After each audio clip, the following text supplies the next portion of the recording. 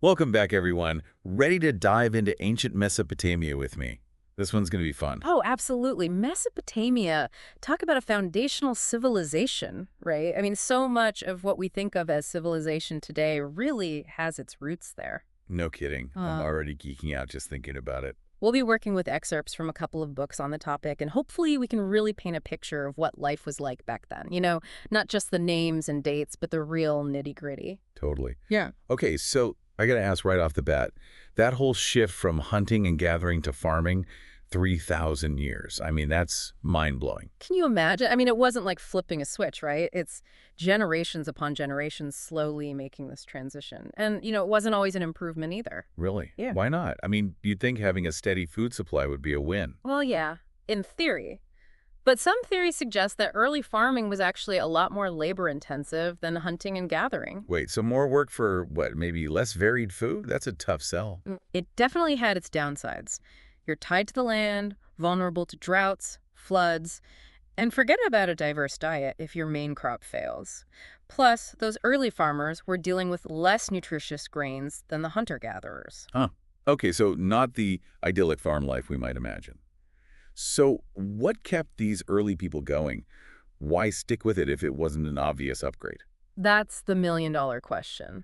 But if you look at a culture like the Natufians, say 14,000 years ago or so, they were already settled in built shelters in the Levant, really good at utilizing the resources around them. Oh yeah, the Levant, right. Isn't that where like modern-day Israel, Lebanon, Jordan are? Exactly. And that region back then, it was pretty ideal for agriculture. Lots of rainfall, wild ancestors of wheat and barley, lentils. So almost like the environment was kind of nudging them toward farming. In a way, yeah. Plus, they had wild sheep, goats, cattle. The ingredients were all there, but the transition was gradual, probably happened in fits and starts over centuries. That makes me wonder, were there points where people went back to hunting and gathering or combined both?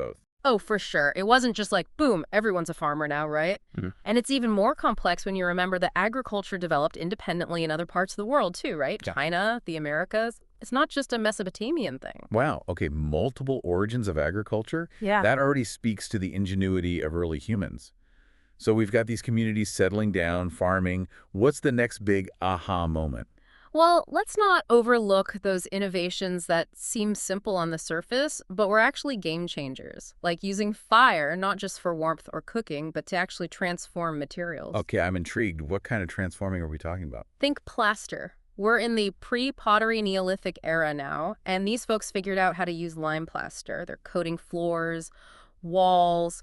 Imagine going from a mud hut to a smooth, plastered dwelling. Okay, that's a home improvement I can get behind. No more mud on everything. Sign me up. Right, a huge leap in comfort, hygiene. And get this, they didn't stop at walls. At Ain Ghazal in Jordan, there were these amazing plaster sculptures, human figures, half life-sized, with painted clothing, hair, and wait for it, inlaid cowrie shell eyes. Cowrie shell eyes. Okay, that is awesome. You have to wonder what those figures represented, right? What their role was in society. It really makes you think, doesn't it? These little glimpses into the past, and we get to piece together their beliefs and rituals from them. And speaking of which, as these communities grow, you start to see religion taking a more central role, shaping their lives, their cities, everything. Okay, so let's talk cities. I mean, when I picture Mesopotamia, I'm picturing those grand temples, bustling marketplaces, all of it. Where do we even begin with that? Well, let's start with Eridu. It was one of those early significant cities. In the south, they had plentiful food, which was obviously a draw, but also something else. It was considered the home of Enki, a major god. So religion wasn't just a belief system. It was like a city-building strategy almost. Absolutely. And the temple they built for Enki in Eridu, it really shows how those beliefs impacted the physical space, too. At first, it was a simple brick shrine, just one square room with an altar, but as the city grew, so did the temple. Wow. And they kept rebuilding it bigger and grander, but always on the same spot, right? Exactly. It's like saying, this place is holy no matter how much the city changes around it. This idea of continuity, honoring that sacred space, it was so deeply ingrained in their culture. You see temples like that, rebuilt on the same spot all over Mesopotamia. It's like they were anchoring their cities, physically and spiritually, to those spots. Okay, so we've got agriculture, plaster, cities, religion. What else is brewing in this ancient melting pot? How about something that really changed the trajectory of history? Mhm. Metallurgy. Specifically, we start to see the very beginnings of copper smelting, which, as you know, is going to lead us to the Bronze Age. Okay, let's talk bronze. Weapons, tools, the whole shebang. But first, walk me through this copper thing. Copper on its own, it's pretty soft, not ideal for a lot of tools or weapons, right? But at Tel Zayden, there's evidence of early copper smelting, meaning they were actually extracting copper from ore, not just finding and shaping natural pieces. So they're not just finding copper, they're creating it. That's a massive leap in how they understand and manipulate materials. Totally. And once you're smelting, you start experimenting. Add a little arsenic to the mix, and what do you get? Arsenic. It doesn't sound very healthy. Not ideal health-wise, no, but it creates arsenic bronze, which is much harder and more durable. Uh-huh. The precursor to the Bronze Age we all know and love from history books. Precisely. But there was one problem. Arsenic, it's toxic. So eventually they figured out how to swap it out for tin, which was a bit harder to come by, but hey, at least it wasn't poisonous. So from stone and bone tools to metal weapons and implements, I mean, that must revolutionized everything. Warfare, agriculture, even just everyday life. What really stands out to you about this whole metallurgical leap? I think it's how this one discovery, copper smelting, triggers a whole cascade of innovations. It's not just about better tools, it's a complete transformation of their relationship with materials. It shows how interconnected all those early advancements really were. One discovery leads to the next, building on what came before. It's like a chain reaction of ingenuity. Huh. Okay, so we've got metal, cities, religion. What's next for these Mesopotamian trailblazers? How about a development that really revolutionized communication and honestly how we even understand the past? Writing. Oh yeah, here we go. Cuneiform, right. Those wedge-shaped markings on those clay tablets. Tell me everything. Oh, cuneiform. It was light years ahead of those earlier picture signs. You've got these wedge-shaped marks made by pressing a reed into clay, and they could represent syllables or whole words. But here's the thing. No spaces or punctuation in early cuneiform. It sounds like a code just waiting to be cracked. I can't even imagine trying to decipher those tablets without years of training. You're telling me. It was definitely a specialized skill, but the impact was monumental. Think about it. Cuneiform allowed for more complex record keeping, which is directly connected to the rise of organized diplomacy between those city-states. So writing wasn't just about documenting things, it was about shaping the political landscape too. That's pretty wild. And it facilitated communication across distances, the creation of treaties and agreements. Think about it. Messengers, treaties, letters, gifts, even those dynastic marriages, those 5 key elements of early diplomacy, they all depended on a system of writing. Wow, so we're seeing the very building blocks of empires and international relations taking shape. This is incredible. But hold on, let's not forget about the people who lived in this world. They weren't just writing treaties and smelting copper all day long, were they? Of course not. They had beliefs, stories, myths. That's what shaped their understanding of the world.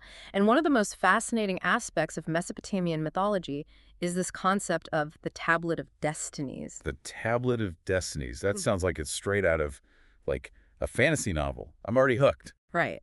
It was believed to be this clay tablet, and it held the fate of the world, controlled by the gods. If a wise god like Enlil was in charge, all was good. But if it fell into the wrong hands, chaos. It really speaks to this deep human desire for order, predictability in a world that's often anything but predictable. Totally. And that theme, that need for stability, you see it everywhere, in their myths, religious practices, even how they structured their societies. It was a civilization grappling with these big challenges, growth, innovation, and this constant push and pull for power and stability. It paints such a complex picture, doesn't it? And this is where things start to get really interesting, don't you think? Oh, absolutely. We're about to step into the age of empires with all its triumphs and tragedies, heroes and villains, and trust me, the stories from this era are anything but boring. And speaking of empires, we got to talk about Sargon of Akkad, right? Sargon, the OG empire builder. What was his deal? How did he manage to pull all those city-states together under his rule? Well, he was a brilliant military strategist, that's for sure. He built this powerful army and knew how to use it. But military might only gets you so far. Like, you need more than just brute force to keep people in line, especially in those days. Exactly. And Sargon got that. He sets up this centralized bureaucracy, appoints loyal governors to run things in the conquered territories, even standardized weights and measures. Standardized weights and measures, that seems kind of random. Why was that so important? Think about it. It makes trade easier, things run more smoothly. It's basically a way of saying, hey, look, things are organized now, and I'm in charge.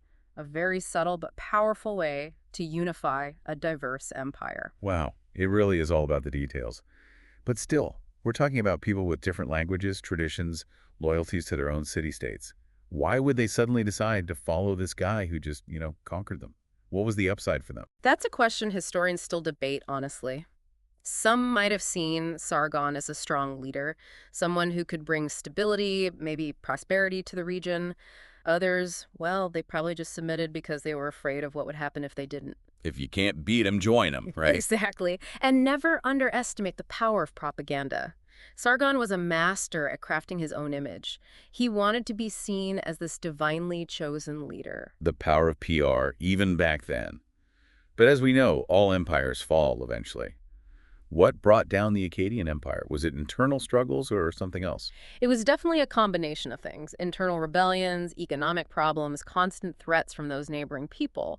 But there's this really fascinating story about Sargon's grandson, Naram-Sin, and how he basically ticked off the gods. Okay, now you've got my attention. What do you do? So there's this poem that describes how Naram-Sin destroyed the temple of Enlil in Nippur, a major religious center. It was seen as this huge sacrilege, like, you do not mess with the gods. Some believe that it led to a divine curse, and that's what ultimately brought down the empire. So it wasn't just bad PR, it was bad karma, too. Yeah. Wow. But who are the Gutchins who came in after the Akkadians? Or were they really these barbarians they're often made out to be? That's a great question, and it really highlights how important it is to look beyond that official narrative, the victor's version of history. Yeah, they got labeled as these uncivilized mountain people, brought chaos and destruction, all that. But they actually had a pretty organized military, a king, their own culture. It's always good to remember that history is often written by the winners, Yeah. right? Sometimes you got to dig a little deeper to get the full story. Couldn't agree more. The Gutidians were just one of many groups that kept things interesting in ancient Mesopotamia. I mean, the region was constantly in flux, empires rising and falling, power shifting all over the place. Like a real-life Game of Thrones, Mesopotamian style. So who comes out on top after the Akkadians and the Goshians are out of the picture? Well, the city of Ur steps up, establishes an empire, maybe not as vast as Sargon's, but wow, did they leave behind an incredible legacy. Art, architecture, literature, the royal tombs of Ur, those amazing gold artifacts, the flowering of Sumerian writing, all of that. Okay, you had me at gold artifacts. But it wasn't all just bling, right? What was life like in Ur? Ur was cosmopolitan. Think bustling trade center, diplomacy happening left and right. We've got evidence of envoys, merchants, visitors coming from everywhere. Some texts even suggest people from the Indus Valley civilization were there. The Indus Valley. Now, that's a connection. It really sounds like Ur was the place to be in Mesopotamia. But you know what always gets me about this period? The Maury letters. Oh, the Murray letters. What an incredible glimpse into royal life, diplomacy, all that palace intrigue. We're talking thousands of clay tablets, mostly correspondence between King Zimri-Lim and his officials, family, even his wife, Queen Shiptu. Okay, I'm picturing royal gossip, power struggles, maybe even secret love affair or two. Spill the tea. Huh. Well, there's definitely plenty of drama and intrigue in those letters. You really get a sense of Zimri-Lim's personality, his anxieties, his relationships with his advisors. And Queen Shiptu, she's running things while he's off on military campaigns. Powerful women in history, always love to see it. What else do these letters tell us about life in the palace, though? It's this whole world of alliances, constant maneuvering for power. You see Zimri-Lim dealing with rival kings, negotiating treaties, using spies to gather information. But you also get these little glimpses into the lives of everyday people, their concerns, struggles, hopes. It's fascinating. Almost like we're getting a front row seat to history, right? We see the grand scheme of things, but also those personal stories of the people who lived it. And the most remarkable thing, it's how relatable those letters are. We're talking family feuds, political rivalries, economic worries, stuff we still deal with today. It really shows that even though the time and culture are so different, there are still those basic human experiences that connect us across millennia. That's what I love about history. It's Yeah. not just about dates and battles. It's about those human stories, the messy, complicated, real stuff. I couldn't agree more. And the Mari letters, they also shed light on this fascinating period of international relations in the late Bronze Age. Kings making alliances, engaging in diplomacy across these huge distances. So we're zooming out to the bigger picture now. who are the major players in this whole international scene? You've got powerful kingdoms like Egypt, the Hittites up in Anatolia, and of course those Mesopotamian city-states. They're all vying for power, resources, influence. It's a real power struggle. I can only imagine. It's like they're all playing a giant game of chess, making moves, trying to outsmart each other. Great analogy. And just like in chess, you've got alliances, betrayals, unexpected moves that can change everything. One really interesting example. King Tushratta of Mitanni, a kingdom in northern Mesopotamia, and his dealings with the Egyptian pharaohs. Tushratta, what was his strategy? He was a smart diplomat, understood the importance of alliances. He saw Egypt as a potential ally against the Hittites, who were getting a little too powerful for his liking. They were encroaching on his territory, so he sends lavish gifts to the Egyptian court, gold, horses, even a princess to marry the pharaoh. Talk about a power move. Did it work, though? Well, it's complicated. The alliance with Egypt definitely helped Mitanni, but it wasn't enough to completely stop the Hittites. And Tushratta's own reign ended with his assassination. So much for a happy ending in the world of ancient diplomacy. But this whole period, the late Bronze Age, it seems like everyone was so interconnected. You're absolutely right. And it's not just the diplomatic stuff. It's the trade networks that were spanning the entire Mediterranean. Akkadian, the language of Mesopotamia, became the lingua franca, the language of trade and diplomacy, connecting people across huge distances. So basically, the English of the ancient world. I'm really starting to see how all these pieces fit together, the innovations, the empires, this whole web of relationships connecting people across continents. But then everything changed. Right? The late Bronze Age collapse. Was that one big event or more like a perfect storm of problems? That's where things get really interesting. You got to think in terms of complex systems. The late Bronze Age collapse was likely the result of multiple events, all interconnected, happening around the same time and destabilizing the whole region. Like a domino effect. Yeah. One thing triggers another and it all just spirals. Exactly. Droughts, famines, economic turmoil, internal rebellions, mass migrations. And these weren't isolated incidents. They were all influencing each other, creating this really unstable situation. It's fascinating, but also kind of terrifying to think about. I can only imagine. What about the Sea Peoples, though? Weren't they the ones who caused all the trouble? The Sea Peoples definitely played a role, but it's often oversimplified. We don't know a ton about them, but they were these seafaring raiders who attacked coastal cities all across the Mediterranean.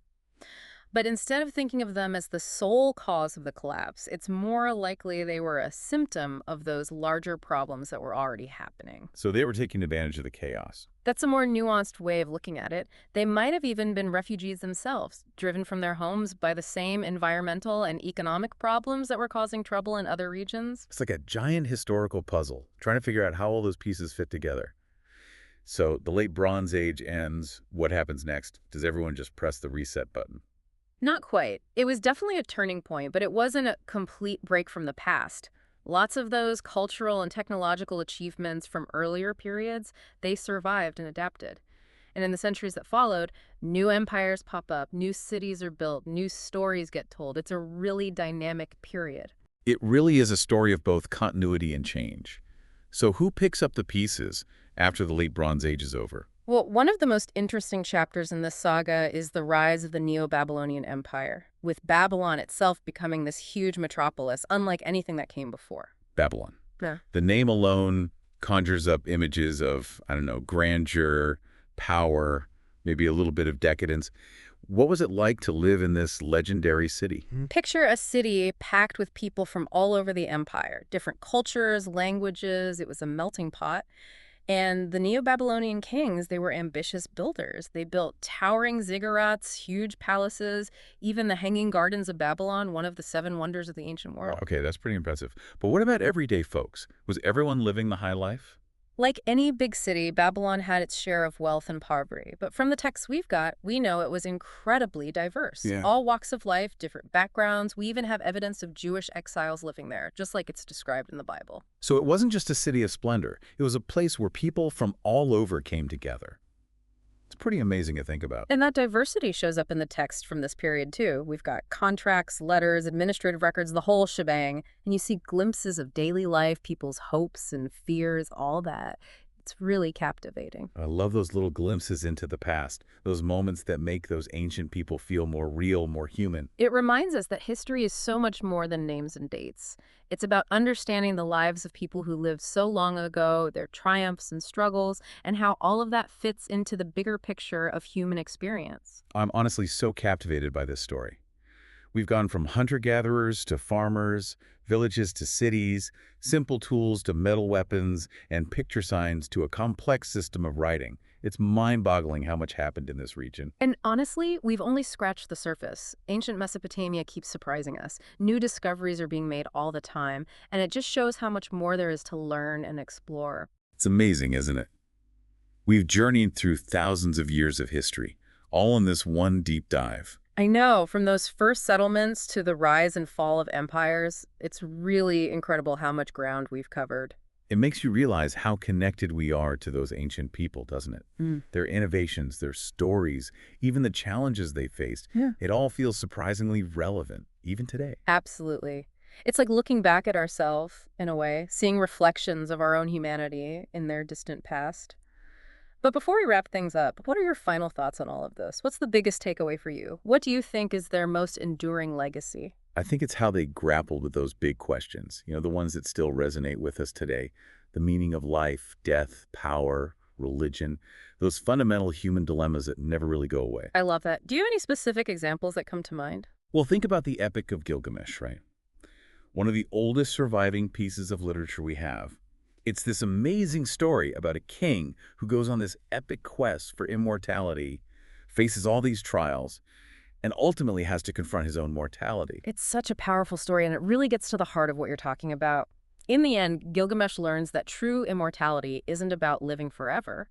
It's about the legacy you leave behind, the impact you have on the world. Exactly. It's like a reminder to make your mark because ultimately that's what's going to outlive you. And that idea, that focus on legacy, it really permeates Mesopotamian culture, doesn't it? You see it in their art, their literature, even in those massive ziggurats they built. They were determined to leave their mark, to ensure that their voices would be heard across millennia. And here we are, thousands of years later, still listening to those voices, still learning from them. It's kind of humbling, isn't it? Totally. We're part of this ongoing conversation, this chain of knowledge and experience that stretches back centuries. It's up to us to keep that going, to learn from those who came before us, and create a future that's worthy of them. Beautifully put. Okay, now I'm getting all philosophical. But, besides the big existential stuff, I'm also just struck by how incredibly resourceful and innovative those Mesopotamians were, given their circumstances. Oh, absolutely. I mean, talk about a challenging environment, limited resources, threats from all sides, and yet they thrived, built cities, developed advanced technologies, created art and literature that we're still talking about today. Talk about problem solving. Yeah. They were constantly pushing the boundaries of what was possible, and so many of their innovations, writing, math, astronomy, formed the basis for all these later civilizations. It's incredible, isn't it? And it wasn't just the technology either. Their legal systems, political structures, religious beliefs, they all had this huge impact on the development of Western civilization. It's like they planted the seeds for so much that followed. And even though their empires are long gone, their legacy is still very much alive. And it's our job to keep exploring that legacy, to uncover those hidden stories, and to appreciate just how complex and influential this civilization really was. Well said. We've only scratched the surface, but I'm walking away from this with a newfound appreciation for ancient Mesopotamia. Me too. It's a civilization that deserves all our attention, respect, and continued curiosity. I couldn't agree more. Thank you so much for joining me on this incredible journey. And to our listeners, thanks for diving deep with us into the world of ancient Mesopotamia. It's a story that's epic and intimate, full of drama and intrigue, and it still holds valuable lessons for us today. If this has sparked your curiosity, I encourage you to keep exploring. There are so many incredible resources out there, books, museums, online exhibits. You can really delve into this fascinating world. Until next time, keep exploring, keep questioning, and keep diving deep.